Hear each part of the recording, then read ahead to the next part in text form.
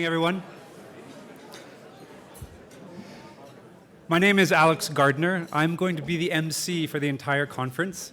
You're going to be seeing my face a lot. I'm going to be introducing everyone, all the panels, and tonight I have the pleasure of introducing Don Lopez and Thupten Jinpa. A couple of years ago, I was at Don's place. He opened his computer and showed me a passage of a text he was working on with Thupten Jinpa. It was a passage from Ippolito Desideri's Essence of Christian Religion, one of two texts that Don and Jinpa have just translated in Dispelling the Darkness. If I remember right, the passage was Desideri's explanation in Tibetan of the Christian doctrine of the immortal soul. Don was almost giddy. He was so delighted by Desideri's use of Tibetan, just fascinated. This is one of three projects that Don and Jinpa have been working on.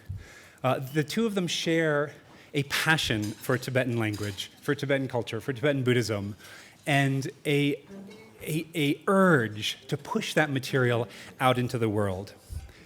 In fact, this is one of the things that most inspired me as a student of Don back in Michigan. He takes enormous pleasure in this material. He has enormous love for this material, and he wants to share it.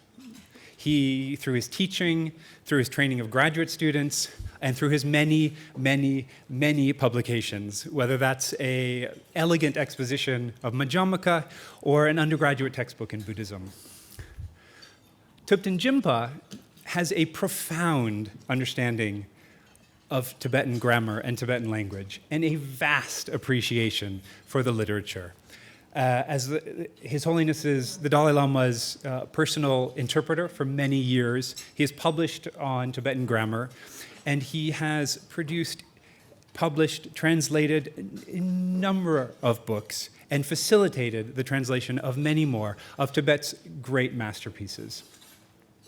So, what a fantastic way to open this conference on translation and transmission, to have these two exceptional scholars and friends sit on stage and talk about what they do. The way these two collaborate with each other, the way they learn from each other, and the way they push out and share their knowledge and insights is an inspiration for me, and it's a fantastic model, I think, for the next couple days as we're here together at this conference. So please join me in welcoming Don Lopez and Thupten Jinpa.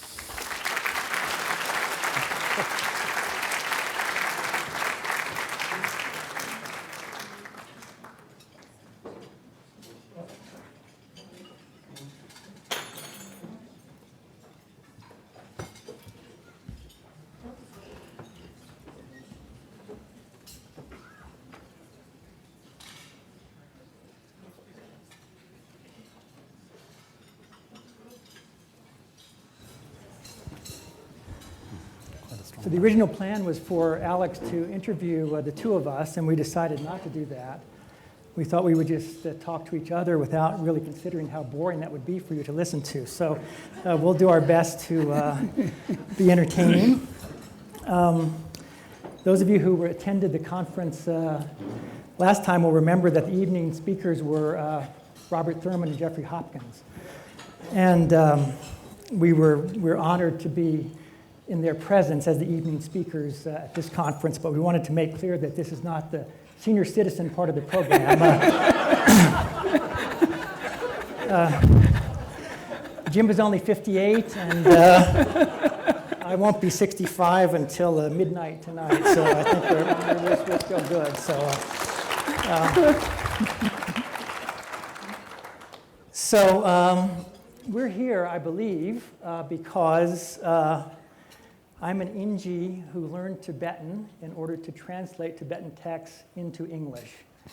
Jinpa is a Tibetan who learned English in order to translate Tibetan texts into English, a very different operation.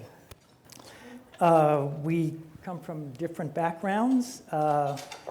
Jinpa informed me that he first saw me in 1978 when he was a young monk at the Gendün Chöpel in Mungod. I was there studying with my friend, the late Dan Perdue.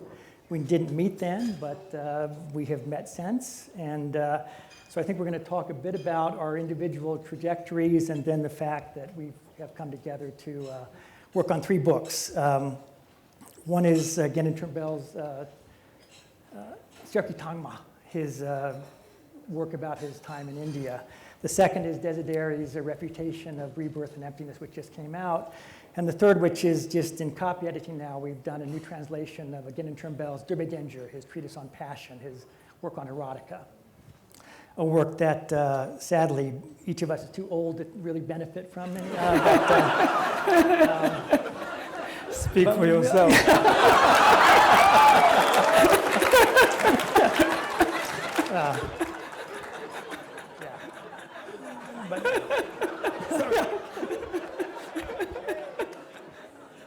I've taken great aesthetic pleasure in the translation, so So, how did you learn English? Well, actually, let me just Okay. begin by, expressing my deep gratitude to giving us this opportunity. And my wife was asking me, so what's happening tonight? I said, Dawn and I are the sort of the entertainment. In fact, yesterday evening, I did the same thing. I was at a very, very different group, portfolio managers of Canada, their annual networking dinner. I was invited as a guest speaker. so this is a kind of an entertainment. But on the other hand, I was also very happy to have this opportunity because Dawn and I have collaborated on 3 different projects. And one of the things that I admire about you, Dawn, is that you have really been able to kind of bring the material of the Tibetan tradition, kind of texts into the context of larger world literature. I'm thinking particularly of the work that you do, for example, for the undergraduate level introductions that you do. You always do it in a way that you take into account that this material is going to be read in the context of other Asian thought, other religious traditions. So, you have a gift with the language, with the English, and you have a way of bringing it. So I wanted to express that enthusiasm at the beginning. To respond to your specific question, the fact that I stumbled myself into English is an interesting one. Actually, I left school after grade 4. So far as formal schooling concerns, I only have grade 4 degree. So that, it did have problem because my 2 girls, when they were going to school, once the math got beyond grade 5, I couldn't help them with their homework. But the interesting thing was, I happened to be, the monastery that I was a member of is a ritual monastery, Gendün Chöpel, which is the monastery that was connected with my native birthplace. And it was based in Dharamsala. And because it is a ritual monastery, it didn't have any formal scholastic studies. We had to do memorization of the liturgical text. And the elder monks were going out the whole day to do pujas in people's home, and the young monks were left alone, and we were given each X amount of verses to memorize, depending on your capacity. So some can memorize more and others can less. And in the evening, when the monks returned, we had to, kind of report it. That was the only thing that we had to do. So we had a whole day. I could actually memorize my portion early morning within an hour. And so that meant I had the whole day free. And I started roaming around, Dharamsala. Geshe Rabten was there. I admired him. He was a meditator. And Geshe Rabten has Dharma students.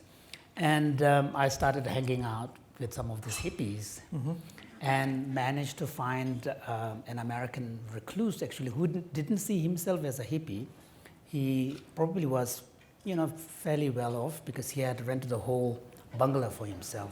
Somehow we made friends, and I would meet him once a week, and we would chat. And so by the time the monastery left for South India, I had a reasonably good command of English. Not very good, but at least I could read and follow. So that's how my love of English began. And of course, translation work, again, I sort of stumbled into it because of being in Dharamsala, visiting, and His Holiness needed someone to interpret. Mm-hmm. But I suppose the turning point I really came in my relationship with English when I read two different books. One is the Penguin Classics translation of the Dhammapada. Mm-hmm. Later I found out it's not that accurate, but there was something very beautiful about that book. It really spoke to me. There was melody in the language. The other one was, I don't know if any of you were familiar, remember, Trevelyan was a British scholar, Marxist. He wrote a book on the Buddha, simply called The Buddha. It was a Marxist portrayal of Buddha. Again, that was a powerful book. And one thing that brought home to me was the expressive power of English. There was something about English that really has this ability to communicate in a very direct way. And that sort of opened my eyes, and then my love of English language began. Yeah. So when you were studying for your Geshe degree at Gendün Chöpel, was your English, was that something that was encouraged by your teachers? No, actually I was discouraged. Right? Yeah. It was really seen as a distraction. And, my teacher was Zemer Rinpoche. Zemer Rinpoche was very open-minded. He actually was head of the teacher training college in Dharamsala. Right. He also read English a little bit. So he was completely open, but the other teachers were really, seeing this as a form of a major distraction.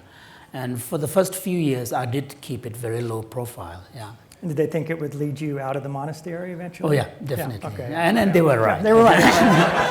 Yeah. So one thing that I wanted to ask you is, I remember seeing you in the 70s when Dan Perdue was there, and you were there, and with Ladha Rinpoche, I used to come and meet with him, and occasionally visit the debating courtyards. Yeah. Then later, of course, I got to know you, but I've always wondered that, I'm in an American university setting, why would someone like yourself, with all the other options, choose something like the Tibetan studies?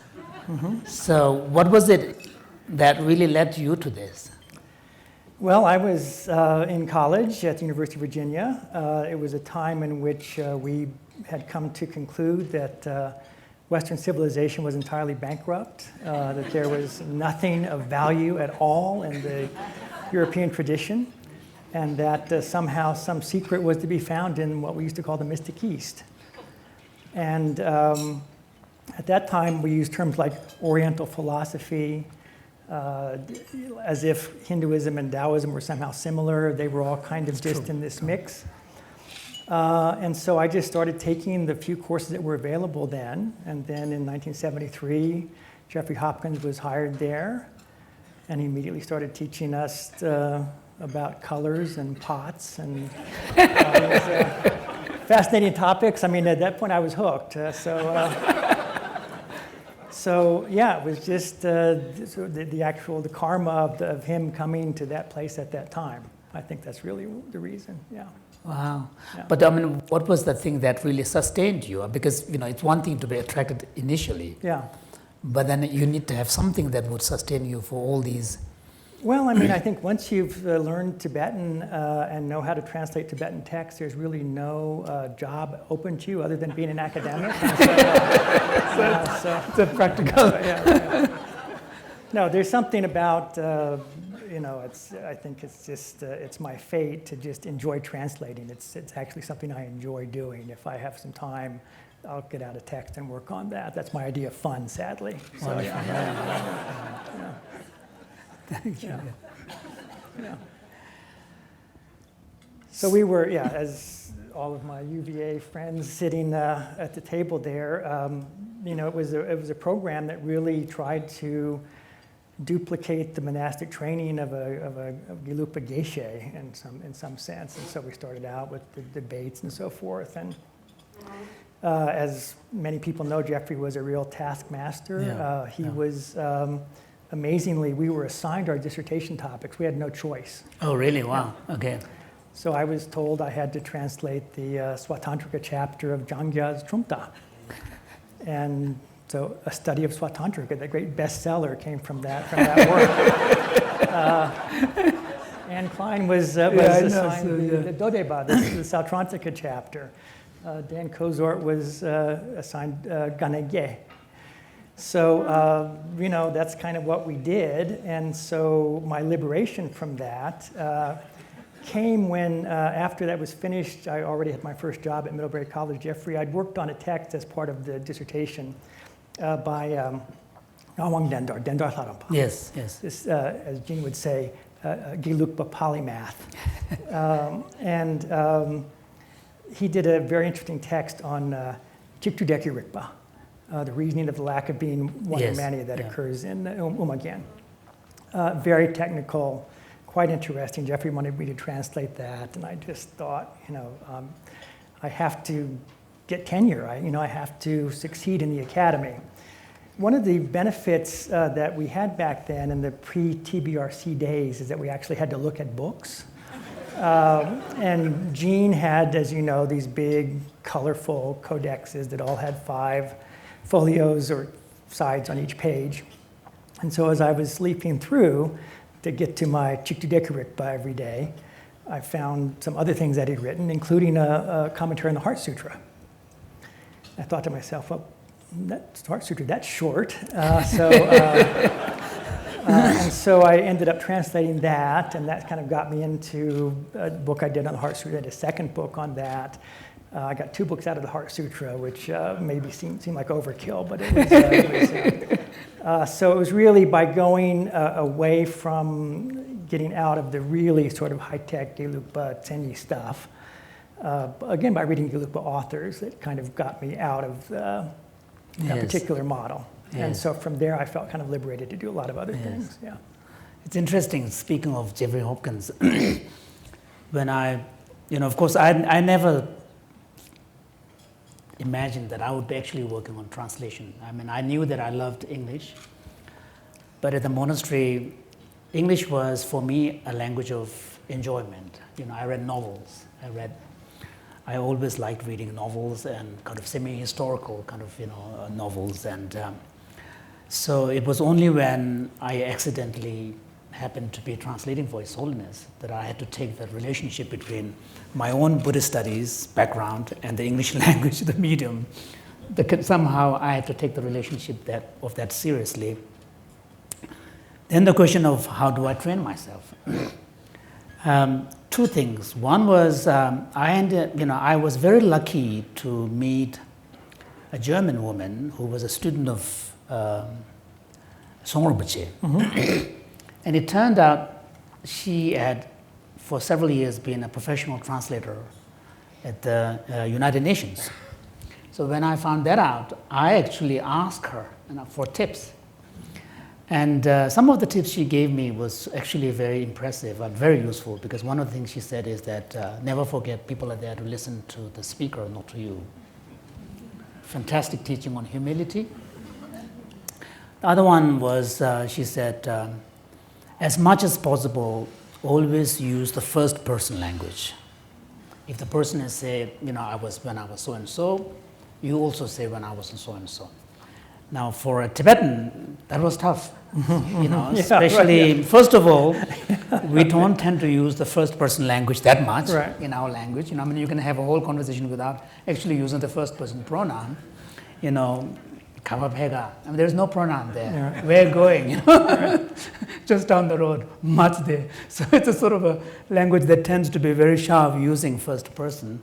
And secondly, if His Holiness is speaking and I'm saying, I did this, somehow but over time, it was a powerful, tip. It really was helpful. So that was one important thing. The second thing was Jeffrey Hopkins. I, knew by that time Jeffrey was producing these big books. And one thing that I immediately recognized is that Jeffrey's vocabulary is, if you speak Tibetan well, it's really recognizable. There's a very high level of consistency. So I started copying his vocabulary. Of course, over time I had to change them, which was really helpful. So these were the two main tools, and then reading more broadly. And then once I started working on text translations, the one book that I really found very helpful, and I still use it as a Bible, is a tiny book called Elements of Style. Shrunk and white, yeah. Yeah, Right. and whenever I give a workshop to Tibetans who aspire to translate, I always tell them, read the Penguin Classic Dhammapada and Elements of Style. And it's right next to me. Every now and then when I feel a little down in my translation work and not struggling with a way to put something, I just pick up the Elements of Style and leaf through it. It's a tiny book. So those were the things that really, Okay. because I didn't have any formal training, and of course over time then a large part of my work became translation. So it's a very different journey. Exactly, right, yeah. Very different journey. Right. But one thing that, at the beginning I mentioned is that if I talk to colleagues in academia who are not in the Buddhist studies, say historians or religious studies scholars, if I ask them about a well-known American Buddhist scholar, often they cite you. And I guess the reason is somehow you have been able to develop a language in your writing that speaks to the broader audience, where when someone who has no background in Buddhism picks up your book, is able to understand it in the context of their own background. So my question is, was it a conscious decision? I just had good English teachers in high school. I mean, I think it's an English prose style that I think I've had for quite some time. Whether it's good or bad, it's just what it is. The question is in how you use that in a translation. Because unlike you, I'm not a native speaker of Tibetan. And until fairly recently, as I used to say, we had the dictionary by the spy and the dictionary by the missionary. Right? We had Das and we had Geshe. True. And we didn't really know how accurate they were. Then the Dictionary Chemo came out. That was a great revelation for all of us to have a good Tibetan dictionary. Yes. And so I think what I've kept from my Hopkins training is a real emphasis on trying to be very literal, at least in the first pass through, and make sure that everything is there, and then try to then make it into English. I mean, it's a very simple process that almost everybody does.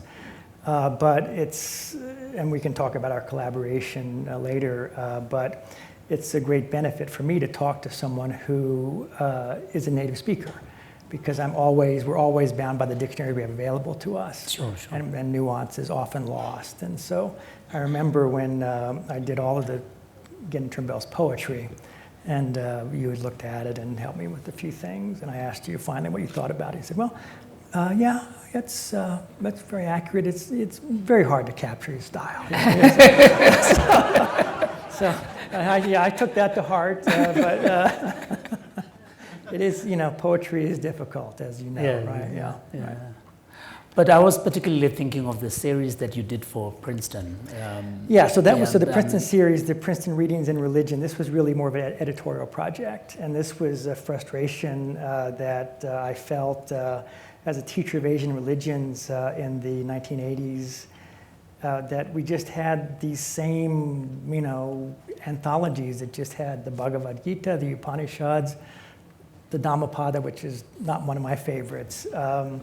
And all the Tibetan stuff was just Evans Wentz. Yes, that was it. Yes. Everything was about this kind of fairly artificial Asian philosophy without any idea about practice or ritual life. So I was able to convince Princeton University Press to do these giant anthologies. The first one was on religions of Indian practice, then Buddhism, and then religion of China. And so the big question was, would Princeton University Press agree to do a 500-page small print anthology called Religion of Tibetan Practice? Would that have an audience? And because the first books did well, they agreed to do that. And that is a book that remains very close to my heart, not because of all the people who contributed to that, yes. Many of the gray-haired people in this room are contributors. And it was an experimental project in the sense that when I began that book, there was no single text that had to be there. No translation was commissioned. Wow. Nothing.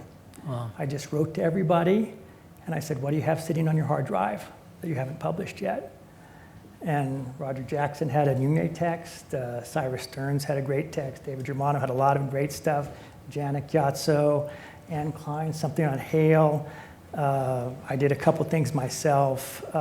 This was unheard of, to be able to go out and have this, at that time, generation of young academic Tibetologists, and to get their work, which was not on philosophy. Yes. It was on practice, it was on ritual, it was on hagiography, and to make a really fat book that would then be available to the world. Yes, true. You know, my vain hope was that this would be an undergraduate textbook.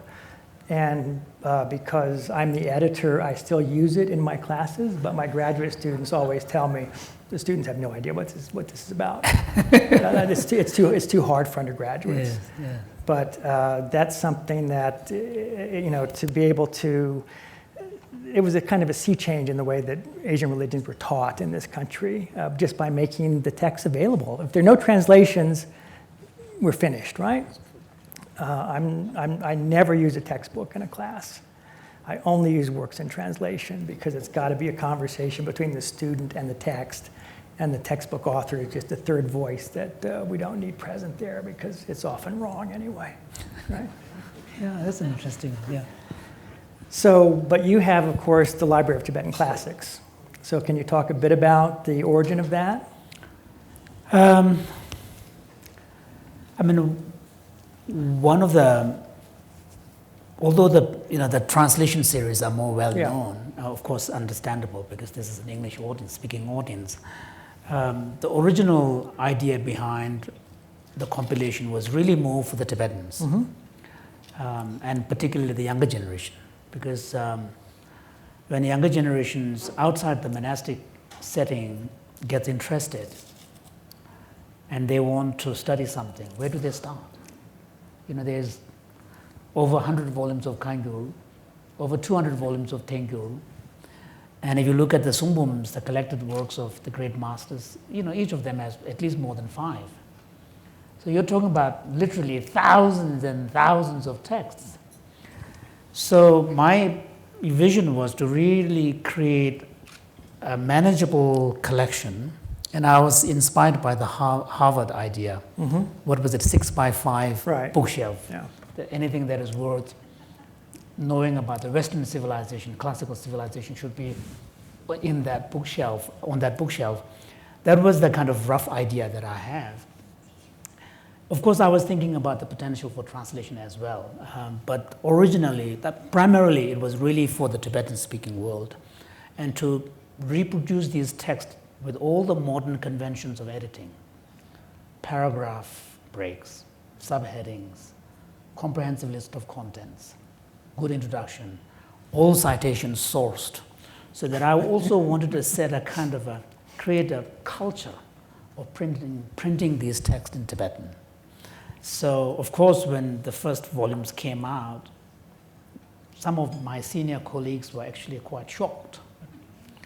Some of them were actually quite angry because they thought it was very disrespectful. You know, who is he annotating these texts? So it took a while, and it has really been well received now. That was the original idea. And so what I did was to come up with a kind of a selection of key topics. So the series starts with, you know, instructions, practice texts from specific lineages, starting with Lojong, which I see as a generic, because there is no card-carrying Kadamba remember these days, sort of Sakya and Gelug absorbed them, so they were the victims of their own success. So we had the Lojong the first, and then from then we had Kadam, Nyingma, Sakya, Kagyu, Gelug. And then we have volumes on Madhyamaka, on Parchin, 2 volumes one each on Abhidharma and Lower Abhidharma, epistemology, primarily Sakya and Gelug, 2 volumes, Buddha nature. So it's really topic wise. And I was trying to really choose authors who had played a greater role in that particular subject. For example, like in the Buddha nature, we have Putin's text, Right. And then we have Rangjung Ishe Right. text. And because Buddha nature concept seems to be much more important in the Kagyu Right.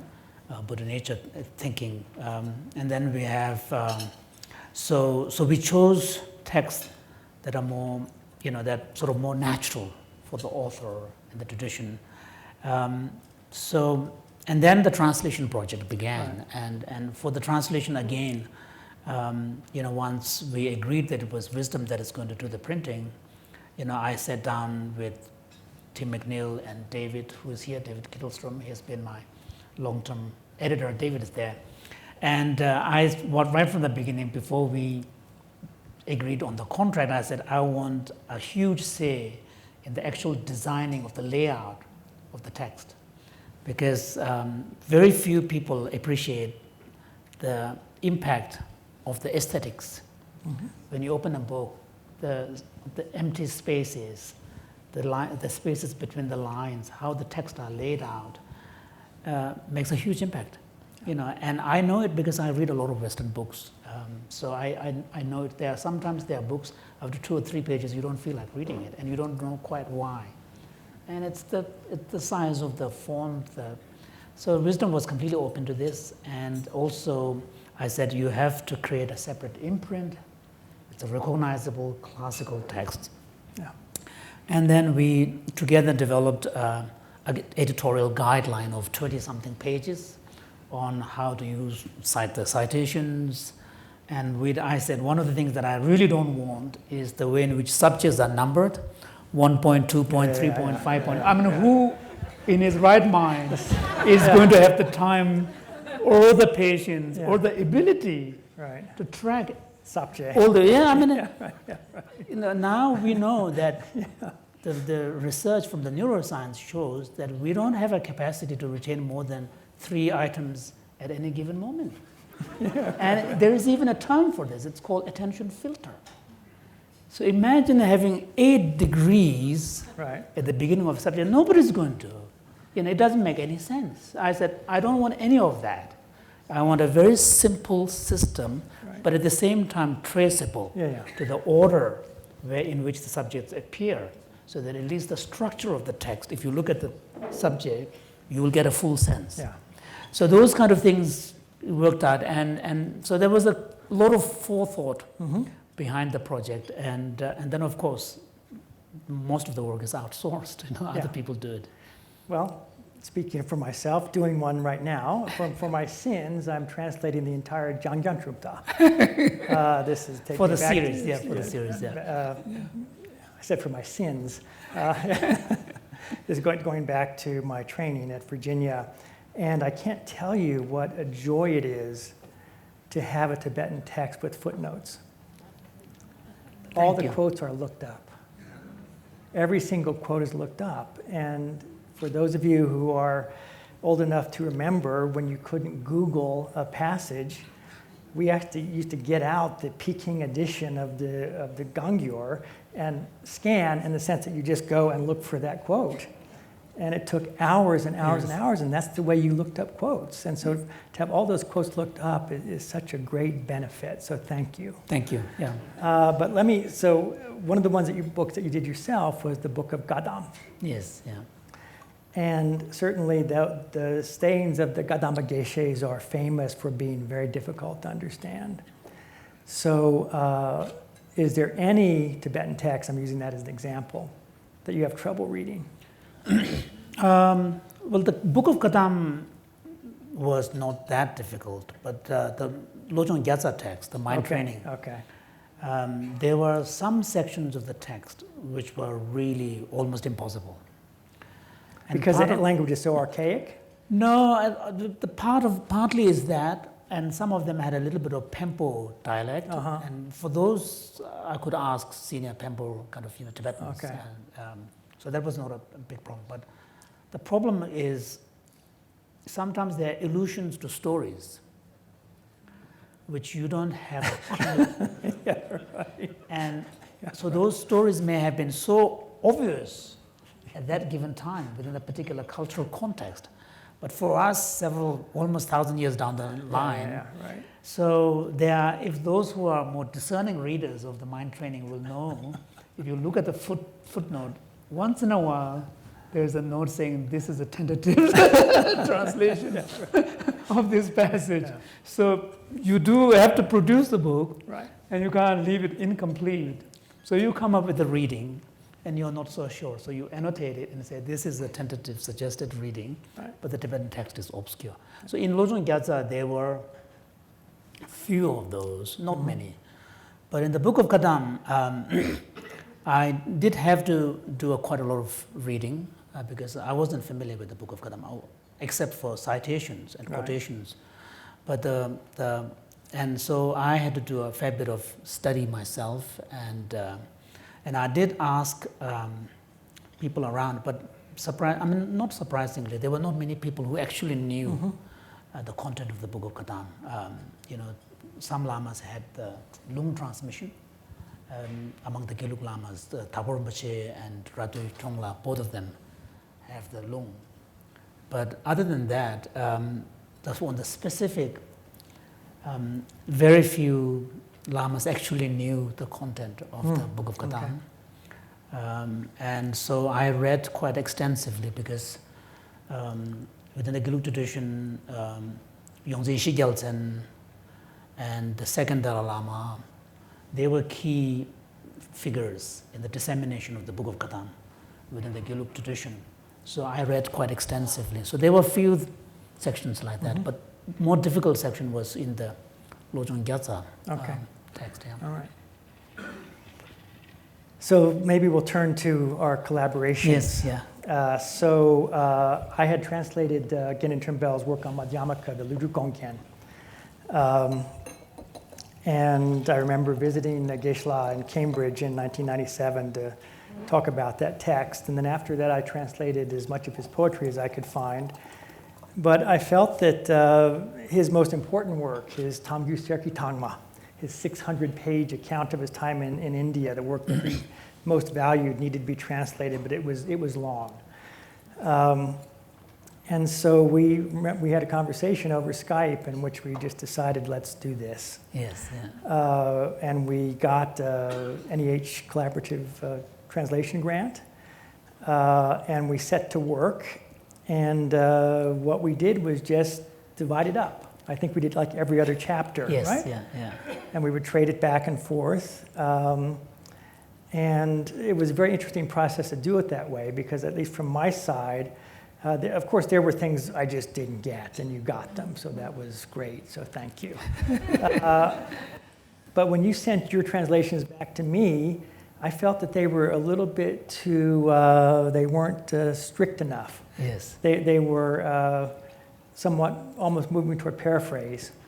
And I'm so devoted to Gendün Chöpel, I wanted every single one of his words to appear. So I would retranslate in a way that I thought was somehow more faithful, although who am I as a Inji to make that judgment, right? So at any rate, that was a process that I think worked fairly well. That worked really well, That worked really well. And with the Tamgyu Serki Tangma, I had heard about this when I was quite young in India because sometime in the early 70s or mid 70s,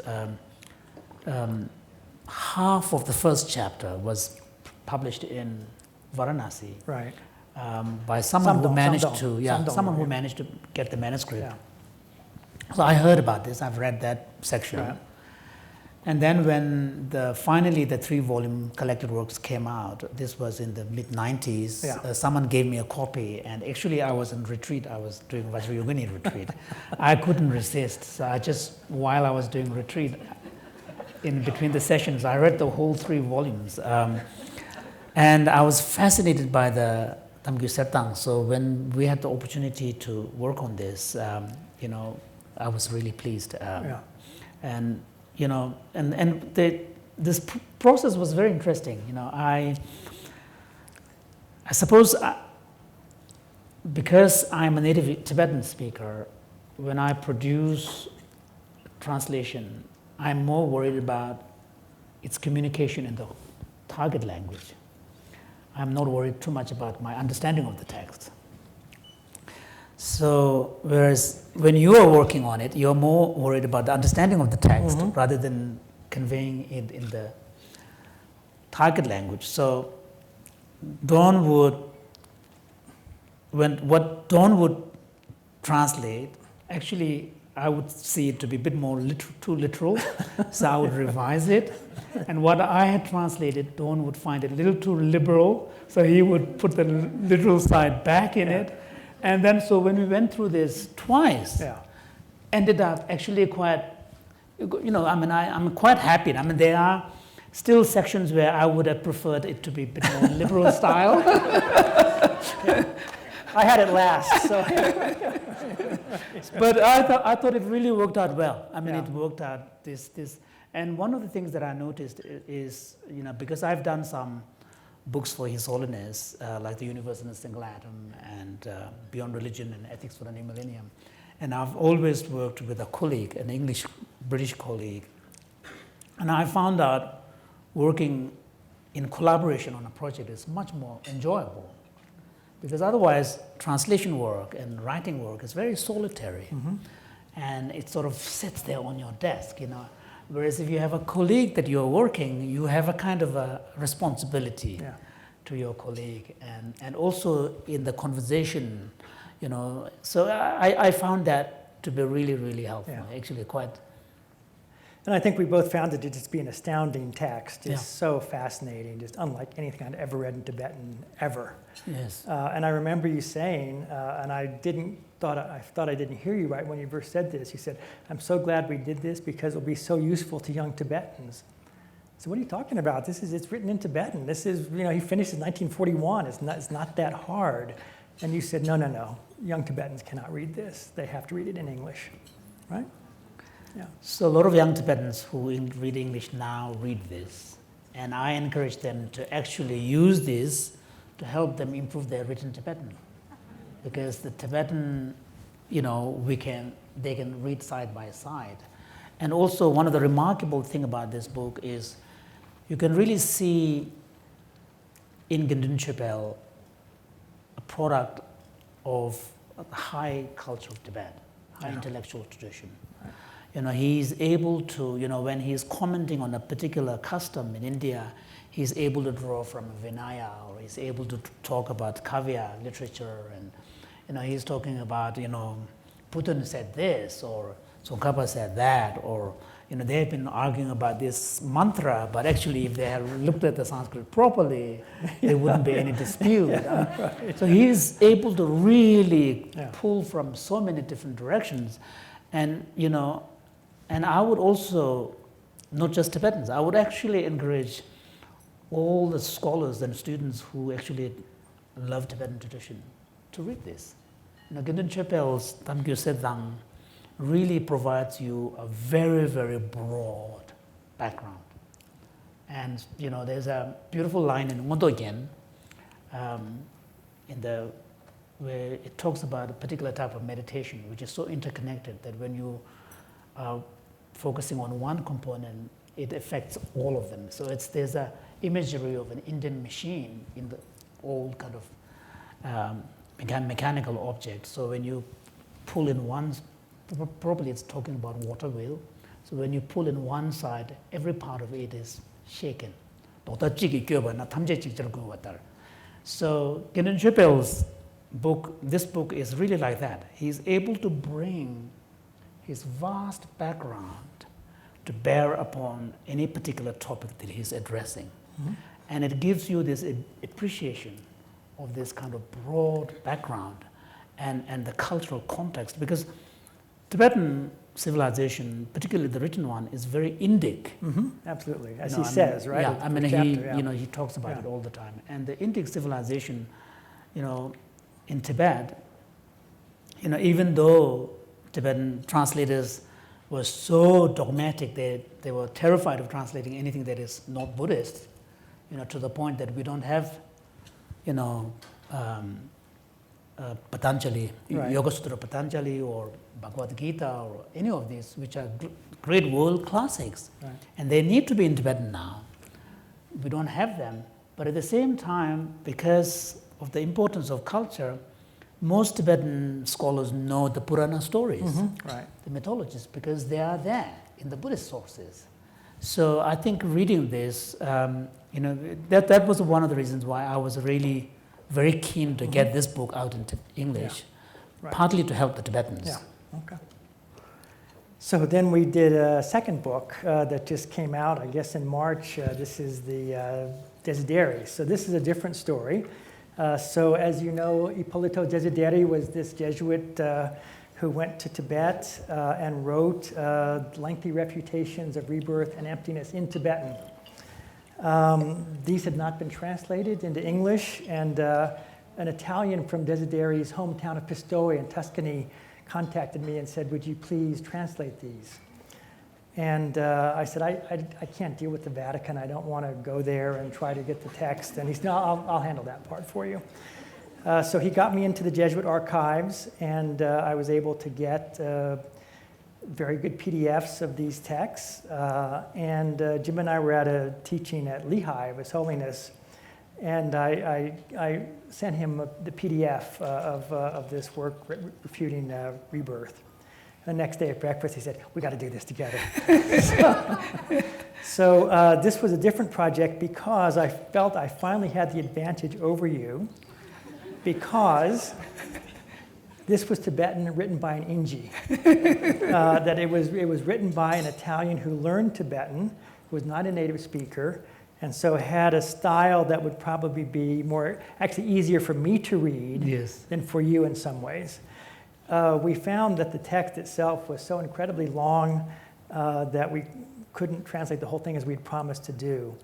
But we found him to be, it's almost a miracle that he wrote Tibetan poetry that beautifully, that he commanded Tsenyi and Tadje and all of the styles so perfectly.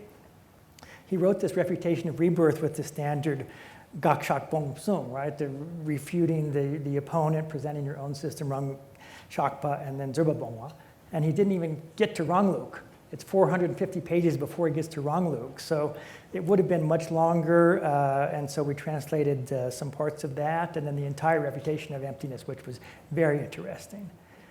Because when we read these missionary accounts of Buddhism, whether it's Japanese Buddhism, Chinese Buddhism, Southeast Asia, or Tibet, it's often so wrong. I mean, we can sort of scoff at it. Oh yeah, we know this is some garbled story. We recognize what it is. This person completely misunderstood. But we have his notes from his time at Sarah, and he starts with Kadogarmar, and he ends with Lamrim Chemo. And Tsongkhapa is his main source for his refutations of Buddhism. Yes. And so this was a particularly interesting project because we're dealing with somebody who writes Tibetan almost perfectly, not entirely. He's clearly not a native speaker, and yet he's commanded this literature in ways that are just really, really impressive. Yeah, I was particularly struck by opening stanzas of this very large text that he never finished. He uses the literary kind of style of the Tibetan writing system, and he has a lengthy section which is in verse, and the salutations are of course to Christian God, but he appropriates the language of Buddhist Vajrayana and the language of the Tathagata. And even the terminology that he uses, it's almost like you could substitute the Dishini to God, and then the rest is the same. But even that, he doesn't even say God. So Yeah, he doesn't say. Unless you know who wrote this, you would think this was a hymn to the Buddha. And so it's very, very impressive. And then he would cite sections, he would have verses which are kind of retelling of the same verses from like Shantideva's Bodhicharya Avatara or from the Jataka Mala. But he would change the last line to make a point, but to make a Christian point. So, it was just very, very creative. Now, for a native, well-trained reader, it's obvious that it's not a native writer because he would make some very, very silly mistakes which no native writer would make. That's what gives him away. But on the other hand, his command of the language and understanding and his ability to use it was impressive. And he only spent 12 years in Tibet. Less. Yeah, less than that. It's just, so he must have a brilliant mind. And Don was, able to also get some of his notebooks. And his notebooks are pretty impressive. He was fascinated he studied Lamrim Chemo very carefully. He, in fact, copied the whole subject in his hand and annotated it. And he was particularly fascinated by the section on karma. Mm-hmm. And he would quote the sutras that Tsongkhapa quotes. But then he would look them up in the Gangyur. Then he would look them up in the Gangyur. Yeah. And read around it and quote the larger context. Right. It was just very impressive, actually. Yeah, the only giveaway in the prayer was, in order to free us from defilement, each day you transform your blood, endowed with the power to cleanse and completely dispel all impurity from every mind. But that could be tantric too.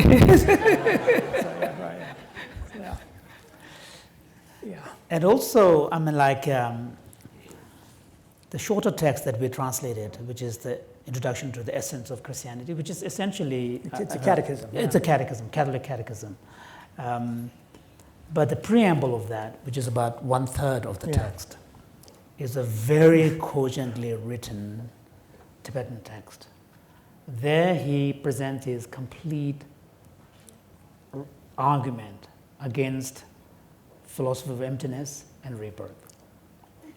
And some of his arguments against the philosophy of emptiness are pretty compelling. Yeah, I know, yeah. It's actually there is... So, for example, he says, they say that everything is like the reflection of a moon in water. But how does that metaphor make any sense unless there's a real moon somewhere? And therefore God exists. Right, It's just another argument that he makes is he says that he can agree that all the conditioned things are dependently originated. They're relative. He says that makes sense. But then to make the next jump and suggest that everything is relative, he says, will not make logical sense, because the very concept of relativity requires a point of reference that is absolute. Yeah. And so that's an interesting argument. Yeah. I found out that the same argument was made by the Vedantins against the Buddhists. Yeah. Almost exactly the same move. So that was another interesting argument. And then on the rebirth, some of the arguments are actually quite cutting. Actually, they're more. I suppose they're not logical arguments, but they are kind of pragmatic arguments. Right. And he talks about the fact that reincarnation, and he's attacking now the reincarnation institution. And he says that this reincarnation institution, which presupposes the rebirth theory, he says it doesn't really make any sense. In any case, it doesn't serve the purpose other than to sort out the problem of succession. Yeah. Because otherwise, he says, when you have recognized a new child, the child doesn't show any benefit coming from the previous life because he has to learn everything new. In fact, that's his argument against rebirth. He said, you have these tulkus and you think they're the previous person. The previous person was a fantastic scholar. They memorized all these prayers. They knew all of these things, and yet the little child knows nothing of that. All they remember is where their teacup was. He was, and one of the interesting things is that reading through the lines, and we, two scholars did this massive book on him. Who were they? Mike Willing and Sweet, yes. The Mission to Tibet, yeah. So we do have quite a lot of background to now understand. And reading the Tibetan text, it gives me the impression that the Desideri genuinely believed that if he can get the language and the Tibetan logic sorted, he will then have an opportunity to sit down with the senior lamas, debate with them, and convince them of the validity of the Christian thing. I mean, he calls Tibetans idolaters because at that time, the peoples of the world were Christians, Jews, Muslims, and idolaters. So Tibetans were idolaters, but he says they're different from the idolaters in India. They understand and they respect reason.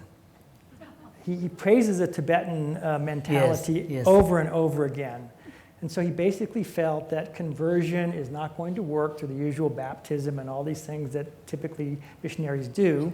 He wanted to identify what are the foundations of this religion? Their rebirth and emptiness.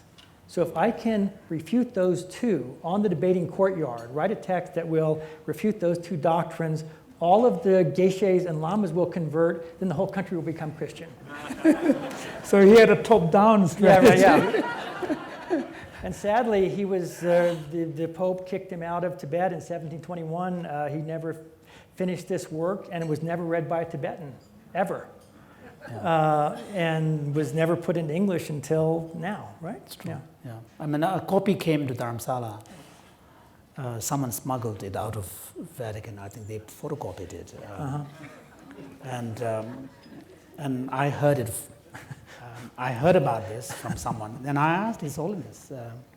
I said, "Is it true that someone gave you a copy of Desideri's Tibetan text?" He said, "That's true." And I passed it on to a Geshe at the library.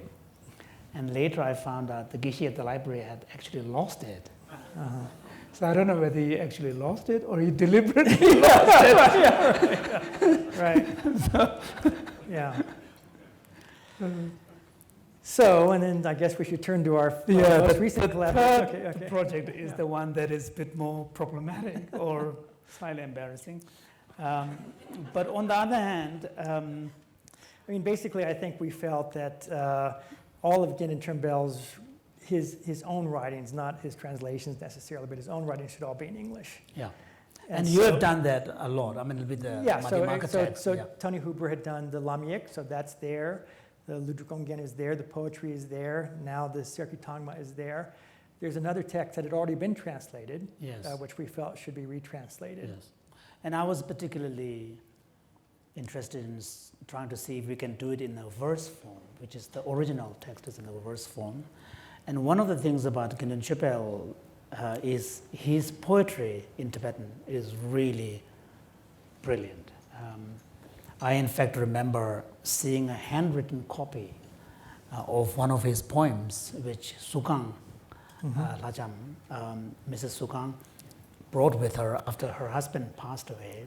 She came to make offerings in India to the South Indian monasteries, and they were devotees of Gyabje Tejano Rinpoche. And Sukang, Mrs. Sukang has brought a whole stash of documents and presented it to Gyabje Tejano Rinpoche and left it with him for a couple of days.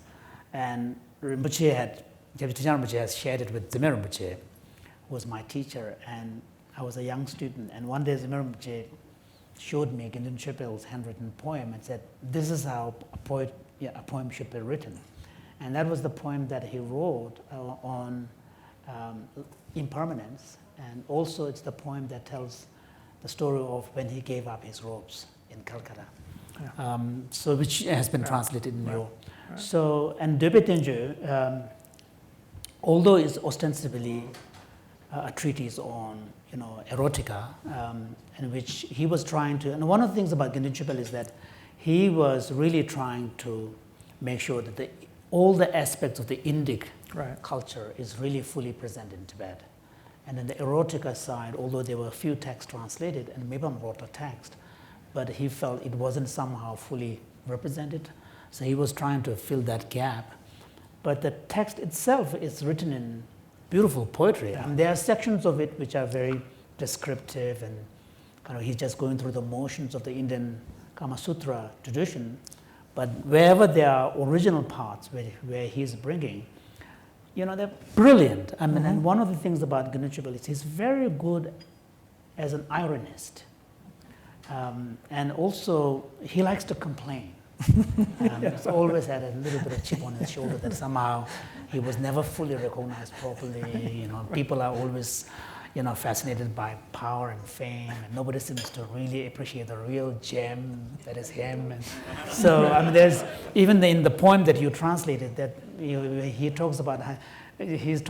laments his situation where he says that the snow lion has become the lackey of The dog. a dog. Yeah, right, yeah. What a shame. So he's probably talking about Work. having to rely on Rorix Yeah, for but- charity to support him. No, for translating the entire Blue Annals and not being credited, right? Yeah. So yes. So then he says that people worship fools who are carrying sacks of gold, but the learned ones who have pearls of wisdom are somehow ignored. So he has these things, and in the Tibetan. And one of the things about Tibetan, and that's also one of the reasons why we wanted to bring it out, is that if you take Vajrayana seriously, Erotica is an important part of it. That's the whole reason why someone like Ju Mipam Rinpoche would write it. Well, otherwise, why would Mipam even bother writing something like that? So, in the tantric commentary or material, one talks about 64 or 65, whatever it is, number, arts of lovemaking. It's all explicitly, some of the commentaries explicitly list them. So Gendün Chöpel brings that part. He's thinking about it, not necessarily explicitly, but also he also wants to convey this idea of innate bliss. Right. And again, Vajrayana, you take the concept of bliss seriously. In some sense, one could read Vajrayana as suggesting that the ultimate experience of emptiness is a form of orgasmic state. There is that kind of total dissolution of the ego identity and duality. There's a real sense of merging. So the bliss is the language that is used to describe it. And Gendün Chöpel is really trying to Absolutely. get to that. Yeah. Yeah. So that's the reason why. Yeah. And it's also, it's really a product of his times. He's very concerned about the pleasure of women, unlike other texts on erotica. And he also feels, I think, that this deep bliss is something that is available to yogins, but for common people, all they have is orgasm. And so sexual pleasure should not be restricted by the church or by the state, as he says in what you're about to read. Right? Yeah. Well, I'm just going to read the colophon, I thought, which sort of conveys his, this irony, and but there's also some memorable lines. He says, "How can anyone say anything bad about a miracle that would produce someone like Thupten Jinpa without any effort?" Right. So he's talking about Thupten's birth that requires parents. So this is towards the end. So he's finished the whole text. So he's writing, the author is Gendün Chöpel. The place of composition is the city of Mathura. The difficult parts of the text were explained by an old Brahmin. The practical lessons were given by a Muslim girl. The explanation is rooted in the Indian treatises. The verses are arranged in Tibetan style, easy to understand. Thus, from the convergence of causes complete, I feel that a marvelous fruit is certain to appear. The monk Mipam wrote from reading, the wanton Chopel wrote from experience. The difference in their power to grant blessings, a passionate man and woman will know through practice. Yet if there are faults of excess or deficiency here, being too much for those without desire and being too little for the passionate, I apologize from my heart, concealing and hiding nothing. Do not blame a lowly person like me. Whatever faults might befall you, a monastic friend undoing his way of life, a narrow-minded poser losing his facade. So he's talking about the monks, if they happen to read this book and then they give up their robes, don't blame him. Through this virtue of writing, may all like-minded friends cross the dark road of misty desires and see the sky of the true nature of reality from the summit of the 16 peaks of pleasure. So he's now talking about Vajrayana. Gendün, Kanga, Asali, and others, the women who joined with my body, may they persist on the path from bliss to bliss to arrive at great bliss, the place of Dharmakaya. May all humble people who live on this broad earth be delivered from the pit of merciless laws and be able to indulge with freedom in common enjoyments so needed and right. that is his conclusion of the text. Yeah.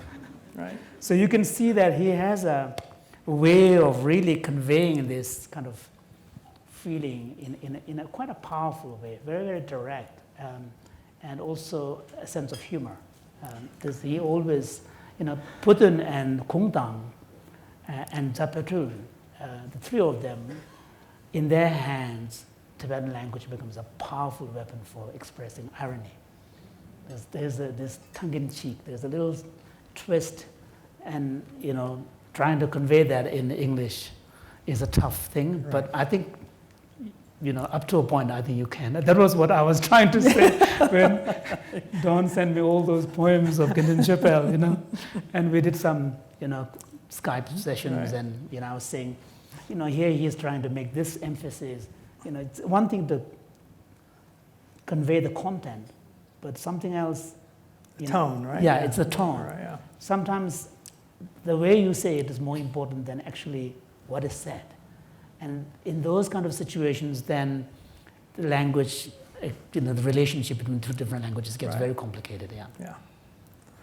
So when we wanted, because University of Chicago Press had published the Serki Tangma, we thought that we would go with them, and Jinpa said, boy, University Press, this is pornography. I'm not sure they're going to go for this. But they wrote to us and they said, we've never published anything like this before, but we're happy to publish this. So it'll be out next spring. Yes, and we also provided quite a lengthy essay, because it's a good opportunity to look at the whole place of sexual desire and sexual bliss within the Buddhist thought. So going all the way from the Sutra through the Mahayana sources and then Vajrayana. And also to make a distinction between bliss versus the actual act and the desire. Because sometimes when we talk about, we just conflate everything, and you either condemn it or you do. Right. How do you translate dewa? Yeah, right. Exactly. Right. Yeah. And also dewa is a tricky language to convey in English because Tibetans tend to use dewa quite freely. Yeah, right. And sometimes it means just pleasure, but sometimes it means a bit more elevated form of bliss. In English, you can sort of play between pleasure and bliss, because when you say pleasure, we tend to treat it as a more ordinary sensory experience. When you say bliss, we tend to think more in terms of kind of more advanced state. Right. But in Tibetan, dewa is dewa, Right. Yep. One of the most difficult tasks I'm going to have over the next 3 days is stopping people from talking. Please don't hate me for it. I have to thank, on behalf of everyone here, thank Don and thank Jinpa for this fascinating conversation. And thank you. This is really good. And a little bit of housekeeping. The conference does not happen in this building. It happens in the law school. Please don't come here tomorrow. Go to the law school at 9 o'clock. We'll start promptly at 9 o'clock. Please come at 8:30. There will be no coffee there. Get your coffee before you come. We'll have tea breaks, but there will be no coffee before the keynote speech, which is going to happen exactly at 9 o'clock. So, good night, everybody.